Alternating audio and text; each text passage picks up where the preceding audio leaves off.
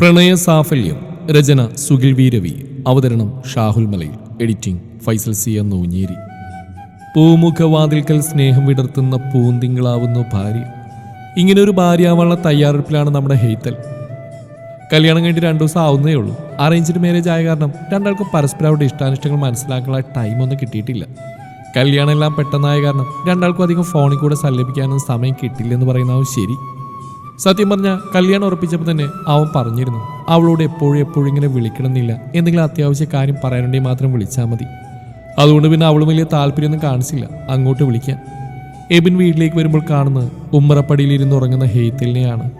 കുറച്ചു നേരം അവളെ തന്നെ നോക്കി നിന്നതിന് ശേഷം അവൻ അവളെ തട്ടി വിളിച്ചു.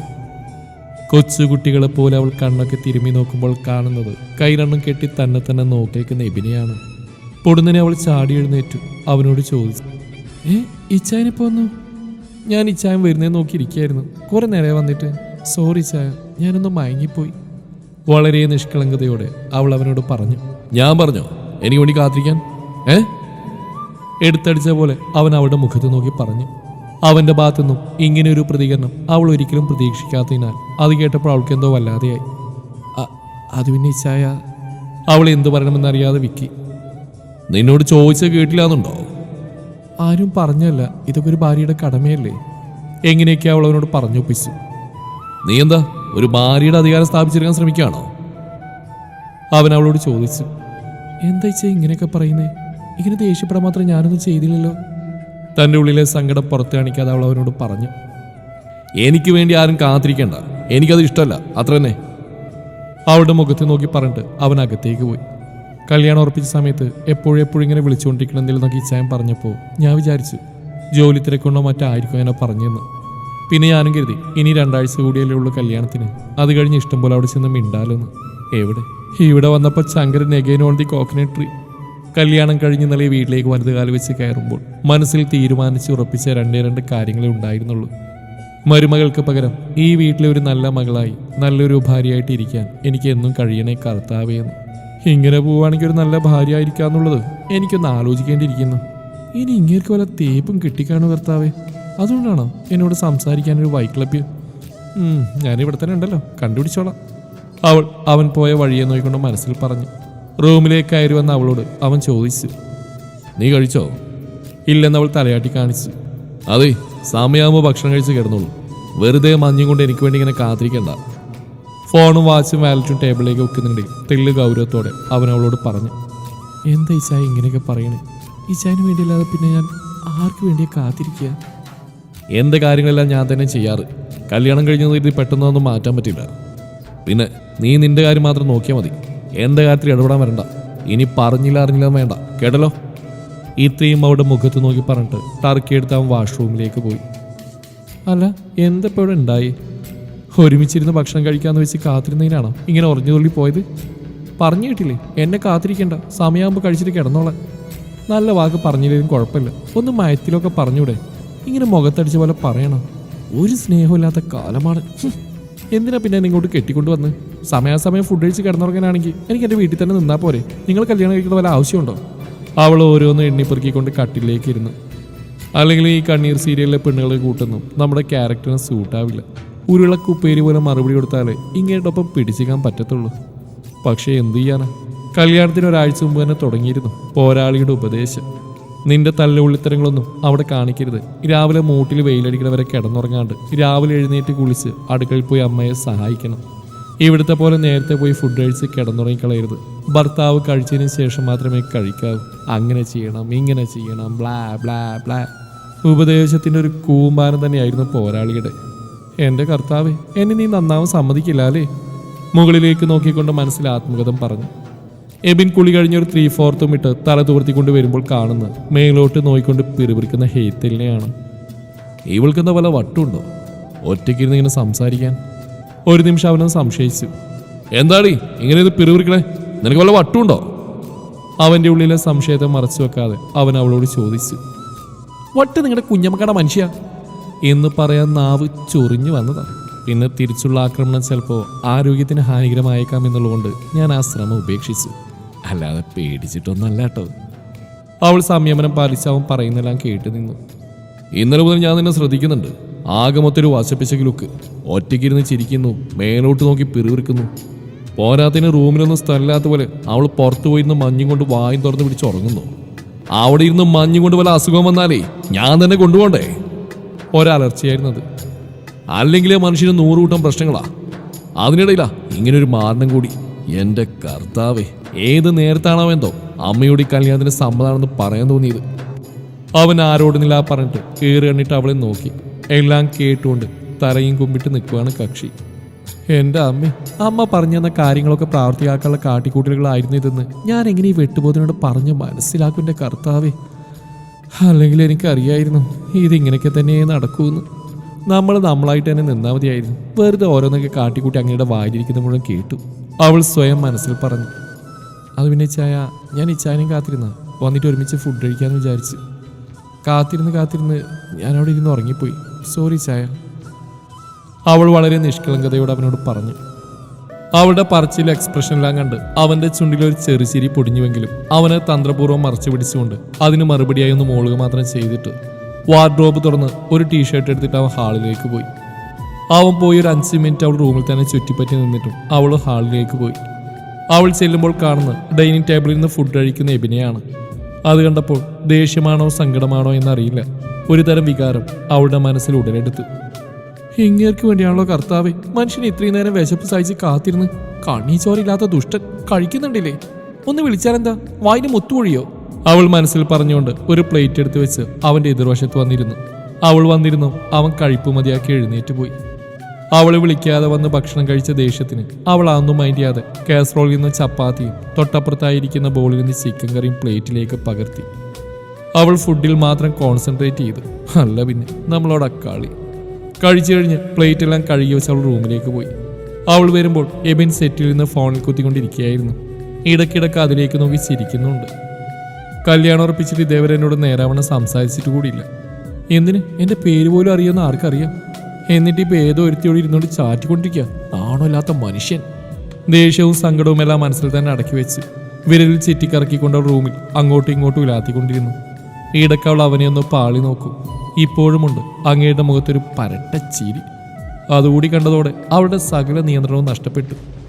എനിക്കിട്ട് 2 പൊട്ടിച്ചാലും കുഴപ്പമില്ല, ഇന്നിതിൽ 2 അറിഞ്ഞിട്ട് എൻ്റെ ബാക്കി കാര്യം എന്നും മനസ്സിൽ പറഞ്ഞവൾ 2 കൽപ്പിച്ച് അവൻ്റെ മുമ്പിൽ പോയി നിന്ന് 2 കൈ ഇടുപ്പിൽ കുത്തി പുരികം ചുളിച്ചു അവനെ തന്നെ നോക്കി നിന്നു. അവളുടെ സാന്നിധ്യം അറിഞ്ഞ അവൻ ഫോണിൽ നിന്ന് തലയുയർത്തി അവളൊന്ന് അടിമുടി നോക്കി.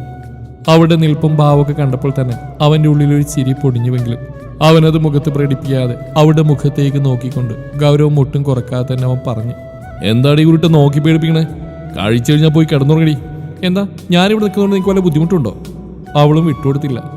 ഈ നട്ടപ്പാതിരിക്ക് ആർക്കാണാവോ ഇത്ര അർജന്റായിട്ട് ഇരുന്ന് മെസ്സേജ് അയക്കുന്നേ? ആർക്കായാലും നിനക്കെന്താ? നിനക്ക് നിന്റെ കാര്യം നോക്കിയാൽ പോരെ? അങ്ങനെ എൻ്റെ കാര്യം മാത്രം നോക്കാനാണെങ്കിൽ പിന്നെ എന്തിനാ എന്നെ കല്യാണം കഴിച്ചിങ്ങോട്ട് കൊണ്ടുവന്നേ?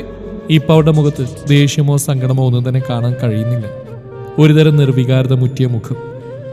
എത്ര വലിയ ധൈര്യവും തൻ്റെ ഇടവുള്ള പെണ്ണാണെങ്കിലും സ്വന്തം ഭർത്താവിൽ നിന്നുള്ള അവഗണന അത് അവൾക്ക് താങ്ങാവുന്നതിൽ അപ്പുറമായിരിക്കും. അവൾക്ക് താങ്ങായി നിൽക്കേണ്ട കൈകൾ കൊണ്ട് തന്നെ തള്ളി മാറ്റപ്പെടുമ്പോഴുള്ള വേദന അത് പറഞ്ഞു മനസ്സിലാക്കാൻ സാധിക്കില്ല. അനുഭവിച്ചറിഞ്ഞവർക്ക് മാത്രമേ മനസ്സിലാവൂ. അവർക്കിടയിൽ തങ്ങിയുന്ന നിശബ്ദതയെ ഭേദിച്ചുകൊണ്ട് ആർദ്രമായി അവൾ അവനെ വിളിച്ചു. ഇച്ചായ എന്നെ ശരിക്കും ഇഷ്ടപ്പെട്ട് തന്നെയാണ് കല്യാണം കഴിച്ചത്. എന്തിനാ ഇച്ചായ എന്നെ ഇങ്ങനെ അവഗണിക്കുന്നേ? ഇച്ചായനൊന്ന് ഓർത്തു നോക്കി. കല്യാണം ഉറപ്പിച്ച മുതൽ ഇതാ ഈ നിമിഷം വരെ ഇച്ചായനോട് നേരാവണ്ണം മനസ്സോളം സംസാരിച്ചിട്ടുണ്ടോ? എനിക്ക് സഹിക്കുന്നില്ല ഇച്ചായ ഈ അവഗണന. അത് പറയുമ്പോൾ അവളുടെ ശബ്ദം ഇടറുന്നുണ്ടായിരുന്നു. അവളുടെ അനുവാദത്തിന് കാത്തു നിൽക്കാതെ കണ്ണുനീർ അവളുടെ കവിളിൽ കൂടെ ഒലിച്ചിറങ്ങി. അവൾ പറഞ്ഞു കഴിഞ്ഞതും അത്രയും നേരം അവളുടെ മുമ്പിൽ തകർത്താടിയ അവനെന്ന ഗൗരവക്കാരനെ മുഖംമൂടി അഴിച്ചു വെച്ച് അവളുടെ അടുത്തേക്ക് ചെന്നു തൻ്റെ മാറോട് ചേർത്ത് അവളെ പൂണ്ടടക്കം കെട്ടിപ്പിടിച്ചു. ഒരു നിമിഷം അവളൊന്ന് പരിഭ്രമിച്ചു പോയെങ്കിലും പിന്നെ അവൾ അവൻ്റെ നെഞ്ചിലേക്ക് തലചായ്ച്ച് ഇറുകെ വാരിപ്പുണർന്നു. ഇതുവരെ അവളുടെ മനസ്സിൽ അടക്കി വെച്ച ദുഃഖമെല്ലാം ഒരു പേമാരിയായി അവൻ്റെ നെഞ്ചിലേക്ക് പെയ്തൊഴിഞ്ഞു. കുറച്ച് നിമിഷങ്ങൾ അവരങ്ങനെ തന്നെ നിന്നതിന് ശേഷം അവൻ അവളുടെ താടിയിൽ പിടിച്ചുയർത്തി അവളുടെ കരഞ്ഞു കലങ്ങിയ കണ്ണുകളിലേക്ക് നോക്കിക്കൊണ്ട് ആർദ്രമായി ചോദിച്ചു, ഹയാ. ഹയ എന്നുള്ളവൻ്റെ ആ പ്രണയാർദ്രമായുള്ള വിളിയിൽ അവളുടെ സങ്കടമെല്ലാം ദിശ തെറ്റിയ പട്ടം പോലെ എങ്ങോട്ടോ ഒഴുകിപ്പോയിരുന്നു. അവൻ അവളുടെ ഇടുപ്പിലൂടെ കൈ ചുറ്റി ഒന്നുകൂടെ അവൻ്റെ നെഞ്ചിലേക്ക് ചേർത്ത് നിർത്തി. അവളുടെ ആ ചെന്താമരമൊട്ട് പോലുള്ള മുഖം കൈക്കുമ്പിളിലേക്ക് ചേർത്തുകൊണ്ട് ആ കരഞ്ഞിയ മിഴികളിലേക്ക് നോക്കിക്കൊണ്ട് ആർദ്രമായി അവൻ ചോദിച്ചു, ഹയ, ഇച്ചാനോട് ദേഷ്യമാണോ നിനക്ക്? ചെറുതായിട്ടുണ്ടായിരുന്നു, ഇപ്പം ഇല്ല. എന്നെ ചേർത്ത് പിടിച്ചല്ലോ, അത് മതി എനിക്ക്. ഒരു ചെറു ചിരിയോട് അവൾ പറഞ്ഞു. ഒന്നും മനഃപൂർവ്വമല്ല കേട്ടോ, ഞാൻ പറഞ്ഞ കുറച്ച് കൂടിപ്പോയി അല്ലേ? കുറച്ചോ? എനിക്ക് നല്ല സങ്കടമായി, അവൾ കെറിവിച്ചുകൊണ്ട് പറഞ്ഞു. താൻ ഇത്രക്ക് പാവായിരുന്നു. താൻ എൻ്റെ പ്രതീക്ഷകളൊക്കെ തെറ്റിച്ച് കളഞ്ഞല്ലോ ഹയക്കൊച്ചെ. ഞാൻ വിചാരിച്ചു ഞാൻ 2 പറഞ്ഞ നീ തിരിച്ച് 4 പറയുന്ന ആളാണെന്നാ. അല്ല, അങ്ങനെയാണല്ലോ പതിവ്. പിന്നെ ഇത് എന്നാ പറ്റി? അല്ല, അത് ഇച്ചായനെങ്ങനെ അറിയാം ഞാൻ അങ്ങനെയാണെന്ന്? നമ്മളെന്നപ്പോൾ കണ്ടപ്പോൾ സംസാരിച്ചതല്ലേ. പിന്നെ ഞാൻ വിളിച്ചപ്പോൾ ഇച്ചായൻ തന്നെയല്ലേ പറഞ്ഞേ ഇങ്ങനെ എപ്പോഴെപ്പോഴും വിളിക്കുന്നു വേണ്ടാന്നൊക്കെ. പിന്നെ എങ്ങനെ എൻ്റെ ക്യാരക്ടർ അങ്ങനെയാണെന്നൊക്കെ അറിഞ്ഞേ? അവളൊരു സംശയഭാവത്തോടെ അവൻ്റെ കണ്ണിലേക്ക് നോക്കിക്കൊണ്ട് ചോദിച്ചു. ഹയ, അത് പിന്നെ നീ എന്നെ കാണുന്നതിന് മുമ്പ് ഞാൻ നിന്നെ കണ്ടിട്ടുണ്ട്. ഞാൻ നിന്നെ കാണാൻ വരുന്നതിന് 2 ആഴ്ച മുമ്പ് കൊച്ചിയിലെ ലുലുമാളിലെ കോഫി ഷോപ്പിൽ വെച്ച്. അവനത് പറയുമ്പോൾ എബിയുടെ ചുണ്ടിലൊരു ചെറുചിരി കാണാമായിരുന്നു അവൾക്ക്. അവനത് പറഞ്ഞു കഴിഞ്ഞതും അവളുടെ മുഖമാകെ ചമ്മി വിളറി വെളുത്തു. എല്ലാം കണ്ടല്ലേ? ഷാളിൻ്റെ തലപ്പ് കയ്യിൽ ചുറ്റി കറക്കിക്കൊണ്ട് അവളൊന്ന് വിക്കി അവനോട് ചോദിച്ചു. ഒന്ന് ചിരിച്ചുകൊണ്ട് അവൻ തലയാട്ടി. ആകെ നാണക്കേടായാലും എൻ്റെ കർത്താവേ. അവൾ അവന് മുഖം കൊടുക്കാതെ തിരിഞ്ഞെന്ന് തലക്കിട്ടും തട്ടി. അവൻ അവൾക്കരികിലേക്ക് വന്നുകൊണ്ട് കൈയെടുത്ത് അവളുടെ ചുമലിലേക്ക് വെച്ചിട്ട് അവളെ ചേർത്ത് നിർത്തിക്കൊണ്ട് പറഞ്ഞു, ഞാനും എൻ്റെ ഫ്രണ്ടും കൂടി ചുമ്മാ ഒന്ന് പോയതായിരുന്നു ലുലുമാളിൽ. എന്നാൽ പിന്നെ ഏതായാലും വന്നല്ലേ, ഒരു കോഫി കുടിച്ചാലാന്ന് വെച്ച് കയറിയതാ. കുടിച്ചുകൊണ്ടിരിക്കുന്ന ഇടയിലാണ് പടക്കം പൊട്ടുന്ന സൗണ്ട് കേട്ട് തിരിഞ്ഞു നോക്കിയപ്പോൾ താനൊരു പയ്യൻ്റെ തലയിൽ കൂടി കോഫി ഒഴിക്കുന്ന കണ്ടേ. തേപ്പാണെന്ന് മനസ്സിലായി, പക്ഷെ നിങ്ങൾ തമ്മിലുള്ള കമ്മ്യൂണിക്കേഷൻസ് അങ്ങോട്ട് മനസ്സിലായില്ല. അപ്പോഴേക്കും അവിടെ ആൾക്കാരൊക്കെ ഓടിക്കൂടി ഉണ്ടായിരുന്നു. സത്യം പറഞ്ഞാൽ തന്നെ കണ്ടപ്പോൾ തന്നെ ഈ പ്രഥമ ദൃഷ്ടിയാൽ അനുരാഗം എന്നൊക്കെ പറയില്ലേ, അത് തോന്നിയതാ. പക്ഷെ തന്നെ കണ്ടു പറഞ്ഞാൽ എന്താവും പ്രതികരണം എന്ന് ഊഹിക്കാവുന്നതുകൊണ്ടാ നിന്റെ അടുത്തേക്ക് വരാഞ്ഞ്. പക്ഷെ ആ 1-2 ആഴ്ച ഞാൻ തന്നെ പുറകെ തന്നെ ഉണ്ടായിരുന്നു. നീ എന്നെ കണ്ടില്ലെന്നേ ഉള്ളൂ. പിന്നെ കുറച്ച് കഷ്ടപ്പെട്ടിട്ടാണെങ്കിലും നീ കാണാൻ നിന്റെ ഒരു ഫോട്ടോ ഒപ്പിച്ച് വീട്ടിൽ കാണിച്ചു കൊടുത്തു. എനിക്ക് ഈ കൊച്ചിനെ ഒരുപാട് ഇഷ്ടമാണ്, എനിക്കുള്ള കല്യാണം കഴിക്കണം എന്നൊക്കെ പറഞ്ഞപ്പോൾ അമ്മയും പപ്പയും സമ്മതിച്ചു. തന്നെ കാണാൻ വന്നിട്ട് 2 ദിവസം കഴിഞ്ഞിട്ടും മറുപടി ഒന്നും കാണാതായപ്പോൾ ചെറിയ ടെൻഷൻ ഉണ്ടായിരുന്നു. ഇനി ചിലപ്പോൾ തനിക്ക് എന്നെ ഇഷ്ടപ്പെട്ടില്ലായിരിക്കും, അതുകൊണ്ടായിരിക്കും വിളിക്കാമെന്നൊക്കെ വിചാരിച്ചുകൊണ്ടിരിക്കുമ്പോഴാണ് തൻ്റെ പപ്പ വിളിക്കുന്നത്. തൻ്റെ അനിയത്തി പനിയായിട്ട് ഹോസ്പിറ്റലായിരുന്നു, അതുകൊണ്ടാണ് വിളിക്കാൻ പറ്റാമെന്നൊക്കെ പറഞ്ഞപ്പോഴാണ് മനസ്സിനൊരു സമാധാനമായി. പിന്നെ മനസ്സമ്മതവും കല്യാണമൊക്കെ പെട്ടെന്നായിരുന്നില്ലേ. മനസ്സമ്മതം കഴിഞ്ഞത് മുതൽ ഒരു ദിവസം പോലും നിന്നെ എനിക്ക് കാണാതിരിക്കാൻ കഴിഞ്ഞിട്ടില്ല. ഓരോ ദിവസവും നിന്നെ കാണുമ്പോഴും നിന്നൊന്ന് വിളിക്കാനും സംസാരിക്കാനും മനസ്സ് പലവട്ടം ആഗ്രഹിച്ചിട്ടുണ്ട്, കൊതിച്ചിട്ടുണ്ട്. പിന്നെ ഞാനും കരുതി എല്ലാവരുടെയും മേൽ കുതിര കയറുന്ന ഈ കാന്താരിയുടെ കൊമ്പടിച്ചിട്ട് മതി ഫോൺ വിളിക്കുന്നത്. ആദ്യമേ ഞാനൊന്ന് അയഞ്ഞെന്നാ നീ എൻ്റെ തലയിൽ കയറിയുന്ന തബല വായിക്കുന്ന അറിയാവുന്നതുകൊണ്ടാ ഞാൻ തന്നോട് ഇങ്ങനെ കുറച്ച് പരിക്കനായി പെരുമാറിയത്. അവൻ അവളെ കണ്ടതു മുതൽ ഇതുവരെയുള്ള കാര്യങ്ങൾ ഒരു തരി പോലും വിടാതെ ചെറുചിരിയോടെ ഹെയ്ദലിനോട് പറഞ്ഞു. കൊച്ചുകുട്ടികൾ കഥ കേട്ടിരിക്കുന്ന പോലെ അവൻ പറയുന്നതെല്ലാം സസൂക്ഷ്മം ശ്രദ്ധയോടെ കേട്ടിരുന്നു. പിന്നീട് അവനോടായി പറഞ്ഞു, എൻ്റെ പൊന്നിച്ചായ, ഇതിനായിരുന്നല്ലേ ഈ നാടൊക്കെ കളിച്ച് ഞാൻ എന്തുമാത്രം ടെൻഷൻ അടിച്ചു എന്നറിയോ? ഇനി എന്നെ ഇഷ്ടപ്പെടാനായിട്ട് കെട്ടിയതുകൊണ്ടാണോ എന്നെങ്കിലും അവോയ്ഡ് ചെയ്യണമെന്ന് വരെ ചിന്തിച്ചു പോയി ഞാൻ. കപട ദേഷ്യത്തോടെ അവൾ കഴിച്ചുരുട്ടി അവൻ്റെ നെഞ്ചിലേക്ക് അടിച്ചുകൊണ്ട് പറഞ്ഞു. ദേഷ്യം പിടിക്കുമ്പോൾ നിന്നെ കാണാൻ എന്നാ ചേലാടി ഹൈക്കൊച്ച്. കവിളും മൂക്കെല്ലാം ചുമന്ന് തുടുത്ത് ചാമ്പക്ക പോലെയുണ്ട് കാണാൻ. എബിൻ അവളുടെ മൂക്കിൻ തുമ്പിൽ പിടിച്ചുകൊണ്ട് പറഞ്ഞു. കളിയാക്കണ്ട, അവളൊന്ന് ചിണുങ്ങിക്കൊണ്ട് പറഞ്ഞു. എൻ്റെ കാന്താരിക്ക് നാണൊക്കെ വരുമോ? എവിടെ നോക്കട്ടെ എന്നും പറഞ്ഞവൻ അവളുടെ കുഞ്ഞിത്താടിൽ പിടിച്ചുയർത്തി ഇമ വെട്ടാതെ കണ്ണിലേക്ക് നോക്കിക്കൊണ്ടേയിരുന്നു. അവളുടെ ആലില പോലുള്ള മിഴികളിൽ ഇളം കാപ്പി കൃഷ്ണമണിയും നീണ്ട മൂക്കിൻ തുമ്പിൽ നീലക്കല്ലുള്ള മൂക്കുത്തിയും അവളുടെ ശാലീന സൗന്ദര്യത്തെ വിളിച്ചോദിച്ച് അവൻ്റെ പ്രണയാർദ്രമായ നോട്ടം നേരിടാനാവാതെ വശ്യമായി ചിരിച്ചുകൊണ്ട് അവളവൻ്റെ നെഞ്ചിലേക്ക് മുഖം പൂഴ്ത്തി. ഇരുകൈകളാലും വട്ടം ചുറ്റി എബി അവളുടെ ഇടുപ്പിൽ പിടിച്ച് തന്നിലേക്ക് ചേർത്ത് നിർത്തിക്കൊണ്ട് കുസൃതി നിറഞ്ഞ സ്വരത്തിൽ അവൻ അവളുടെ കാതോരമായി ചോദിച്ചു, ഈ ചാമ്പക്കെ ഞാൻ മുഴുവനായിട്ട് എടുത്തോട്ടെ? സമ്മതമെന്നോണം അവളൊന്ന് മൂളി. എബി ഇരു കയ്യാലും ഹയെ കോരിയെടുത്ത് കട്ടിലേക്ക് കൊണ്ടുപോയി കിടത്തി. അവൻ അവൻ്റെ അതരങ്ങളാൽ അവളുടെ സീമന്തരേഖയിൽ ആദ്യ ചുംബനം നൽകി. പിന്നെ അവളുടെ പ്രണയം തുളുമ്പ്, പിന്നെ അവളുടെ ആ പ്രണയം തുളുമ്പുന്ന മിഴികളിൽ. ഒടുവിൽ അവൻ്റെ ശ്വാസോച്ഛ്വാസം അവളുടെ ചെമ്പകമുട്ട് പോലുള്ള അതരത്തിൽ തട്ടിയതും ആ ആലില മിഴികൾ കൂമ്പിയടഞ്ഞു. പൂവിൽ നിന്ന് തേൻ കുടിക്കുന്ന ചിത്രശലഭമെന്ന പോലെ എബി അവളുടെ അതരം നുകർന്നുകൊണ്ട് അത്രയും നാളും തൻ്റെ ഉള്ളിൽ താഴിട്ട് പൂട്ടിയിരുന്ന് അവളോടുള്ള പ്രണയത്തെ എബി അവളിലേക്ക് തുറന്നു വിട്ടു. അവൻ്റെ അതരങ്ങൾ തൻ്റെ പാതിയുടെ ഓരോ അണുവിനെയും സ്വന്തമാക്കി. ഒരു തളർച്ചയോടെ അവൾ വിയർത്തൊട്ടി എബിയുടെ നെഞ്ചിലേക്ക് തലചായ്ച്ചു. എബി ഹെയ്ത്തലിനെ ഒന്ന് ചേർത്ത് പിടിച്ചിട്ട് അവളുടെ മുടികളിൽ തലോടിക്കൊണ്ട് ചോദിച്ചു, അതെ ഹൈക്കോച്ചേ, അന്നത്തെ ആ സംഭവം എന്തായിരുന്നു? അത് പിന്നെ ഇച്ചയ എന്നെ കളിയാക്കിയില്ലല്ലോ പറഞ്ഞ. ഹയാവൻ്റെ രോമാവൃതമായ നെഞ്ചിൽ വിരലുകളാൽ വട്ടം വരച്ചുകൊണ്ട് ചോദിച്ചു. അവളുടെ ആ കൊഞ്ചലും എക്സ്പ്രഷനൊക്കെ കണ്ടപ്പോൾ ചിരിച്ചുകൊണ്ട് പറഞ്ഞു, ഇല്ലെന്നേ, താൻ പറയൂ. ഇച്ചാരെന്നെ കണ്ടില്ലേ ആ അർജുൻ? അവൻ എന്നോട് പറയാം, ഞാൻ നിന്നെ എൻ്റെ ഒരു പെങ്ങളെ പോലെ കാണണേന്ന്.